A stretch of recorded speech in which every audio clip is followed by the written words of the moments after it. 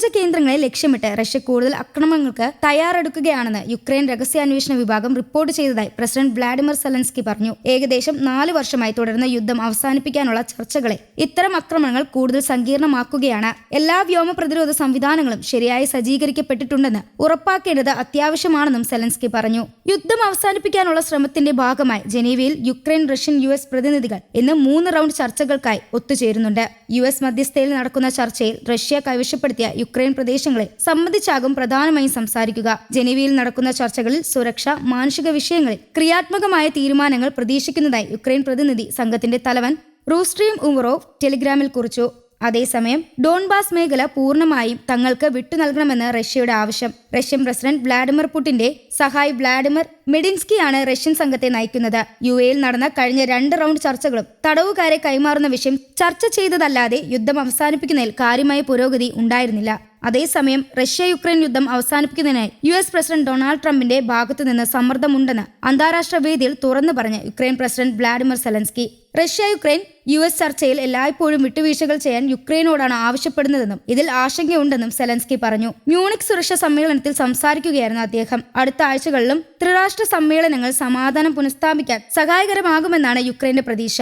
കഴിഞ്ഞ ദിവസം സമാധാനം എത്രയും പെട്ടെന്ന് പുനഃസ്ഥാപിക്കാനായി ശ്രമിക്കുമ്പോൾ ആ അവസരം നഷ്ടപ്പെടുത്തരുതെന്ന് പറഞ്ഞ US പ്രസിഡന്റ് തന്നിൽ സമ്മർദ്ദം ചെലുത്തുകയാണെന്ന് തോന്നുന്നുവെന്നും അദ്ദേഹം കൂട്ടിച്ചേർത്തു. വിട്ടുവീഴ്ചകൾ ചെയ്യണമെന്ന് US പറയാറുണ്ട്, എന്നാൽ അത് റഷ്യയോടല്ല യുക്രൈനോടാണെന്ന് പറയുന്നത്. എങ്കിലും തുടർന്നും ചർച്ചകളിൽ US പങ്കാളിയാകുമെന്നാണ് പ്രതീക്ഷ. മാറ്റി നിർത്തപ്പെട്ട യൂറോപ്പിനും വലിയ പങ്ക് വഹിക്കാൻ അവസരം ലഭിക്കുമെന്നും സെലൻസ്കി പറഞ്ഞു. കഴിഞ്ഞ ആഴ്ച അബുദാബിയിൽ USന്റെ മധ്യസ്ഥതയിൽ നടന്ന യുദ്ധം അവസാനിപ്പിക്കുന്നതുമായി ബന്ധപ്പെട്ട് 2 റൗണ്ട് സമാധാന ചർച്ചകളും കാര്യമായ പുരോഗതി ഉണ്ടായിരുന്നില്ല. ചർച്ച ക്രിയാത്മകമായിരുന്നു എന്ന് US പ്രതികരിച്ചു. ഇന്ത്യ-US വ്യാപാര കരാറിന്റെ പശ്ചാത്തലത്തിൽ റഷ്യയിൽ നിന്ന് എണ്ണ വാങ്ങുന്നത് ഇന്ത്യ അവസാനിപ്പിക്കുമെന്ന് ഉറപ്പ് ലഭിച്ചെന്ന് US state secretary Marco Rubio. റഷ്യയുടെ എണ്ണയ്ക്ക് മേൽ US കൂടുതൽ ഉപരോധങ്ങൾ ഏർപ്പെടുത്തിയിട്ടുണ്ട്. കൂടുതൽ ചർച്ചകളിൽ റഷ്യ എണ്ണ വാങ്ങുന്നത് അവസാനിപ്പിക്കുന്നതിലെ പ്രതിജ്ഞാബദ്ധത ഇന്ത്യ പ്രകടിപ്പിച്ചുവെന്ന് മാർക്കോ റൂബിയോ പ്രതികരിച്ചു. യൂറോപ്പും അനുകൂലമായാണ് മുന്നോട്ട് പോകുന്നതെന്ന് മ്യൂണിക് സുരക്ഷാ സമ്മേളനത്തിൽ സംസാരിക്കവേ മാർക്കോ റൂബിയോ അറിയിച്ചതായി റഷ്യൻ വാർത്താ ഏജൻസി TASS റിപ്പോർട്ട് ചെയ്തു.